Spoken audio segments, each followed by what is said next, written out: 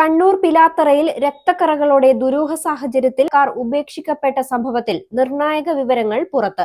സംഭവവുമായി ബന്ധപ്പെട്ട് കാർ ഉടമയായ മഹാരാഷ്ട്ര സ്വദേശി പരിയാരം പോലീസ് സ്റ്റേഷനിലെത്തി പരാതി നൽകി. മഹാരാഷ്ട്രയിൽ നിന്നുള്ള സ്വർണ്ണ വ്യാപാരി സഞ്ചരിച്ച കാറാണിതെന്നും പണം കവരാൻ ലക്ഷ്യമിട്ടെത്തിയ സംഘം കാർ തട്ടിയെടുക്കുകയായിരുന്നു എന്നുമാണ് ഇപ്പോൾ പുറത്തുവരുന്ന വിവരം. കുഞ്ഞിനെ തട്ടിയെടുത്ത് ഭീഷണിപ്പെടുത്തിയാണ് അക്രമി സംഘം കവർച്ച നടത്തിയത്.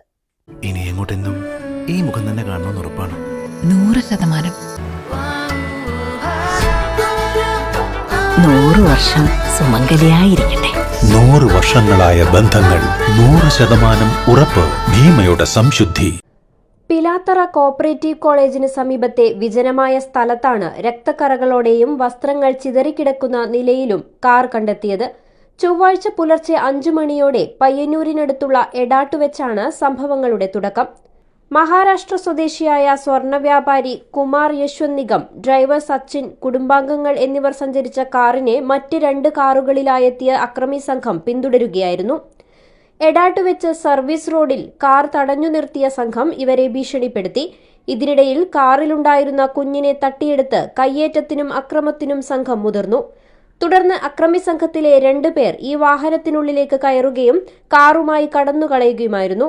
കുറച്ചു ദൂരം മുന്നോട്ടു പോയ ശേഷം കാറിന്റെ പിൻസീറ്റിലുണ്ടായിരുന്ന കുമാർ യശ്വന്തിന്റെ ഭാര്യയെയും കുട്ടിയെയും ഇവർ വഴിയിൽ ഇറക്കിവിട്ടു. അതിനുശേഷമാണ് കാർ പിലാത്തറയിലെ ഒഴിഞ്ഞ പറമ്പിലേക്ക് മാറ്റിയത്.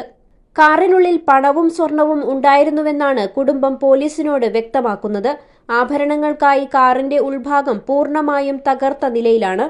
പിൻവശത്തെ ഗ്ലാസ് തകർത്താണ് അക്രമികൾ വാതിൽ തുറക്കാൻ ശ്രമിച്ചതെന്നും ഇതിനിടയിലാണ് കാറിൽ രക്തക്കറകൾ പുരണ്ടതെന്നുമാണ് പോലീസിന്റെ പ്രാഥമിക നിഗമനം.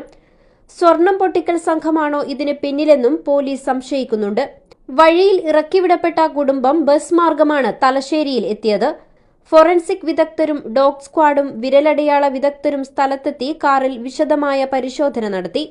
കവർച്ചാ സംഘത്തെ കണ്ടെത്താനായി പോലീസ് അന്വേഷണം ഊർജിതമാക്കിയിട്ടുണ്ട്. News 14 live, Kasaragod.